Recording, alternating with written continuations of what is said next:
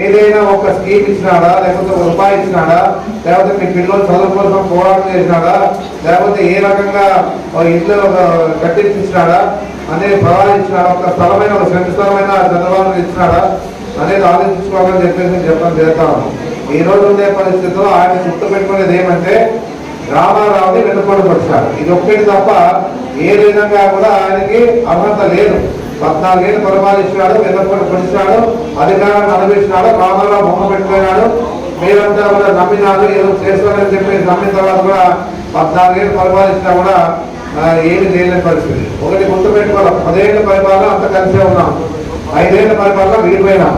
మన 10 ఏళ్ల పరిపాలన ఏం చేయలేదు, 5 ఏళ్ల పరిపాలన కూడా మనం చేసింది ఏం లేదు. అదే 3 లక్షల కోట్ల ఆదాయం అంటే ఆ 3 లక్షల కోట్లు ఏమైనాయో తెలియదు, ఎక్కడికి పోయినాయో తెలియదు, ఎవరికి ఇచ్చినారో తెలియదు, మళ్ళీ అప్పులు చేశాడు.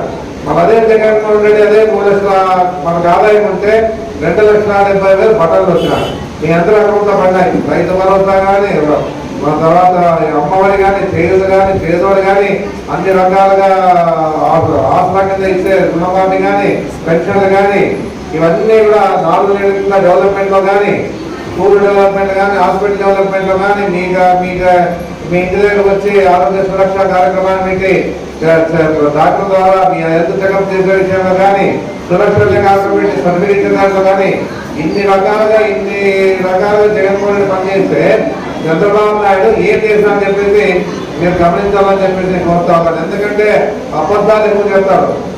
మనం విడిపోయిన తర్వాత చంద్రబాబు నాయుడు ఏం చెప్పినాడు, మీ అందరూ ఎవరైతే పొదుపు రోజుల్లో ఉన్నారో రుణమాఫీ చేస్తా అన్నాడు. అయినా ఆ రోజుల్లో నమ్మినాడు, ఓటు వేశాడు. మళ్ళా ఏం చేసినాడు, పసుపు కుంకుమ అని చెప్పేసి 2019లో మీకు వచ్చేటప్పుడు మీకు ఇచ్చి పసుపు కుంకుమ అని చెప్పేసి ఇచ్చాడు. ఆ విషయం ఎవరు నమ్మలేదు కాబట్టి జగన్మోహన్ రెడ్డి కావాలనుకుంటారు కాబట్టి జగన్మోహన్ రెడ్డి ముఖ్యమంత్రి అయినాడని చెప్పేసి మీ అందరూ చెప్తా ఉన్నారు.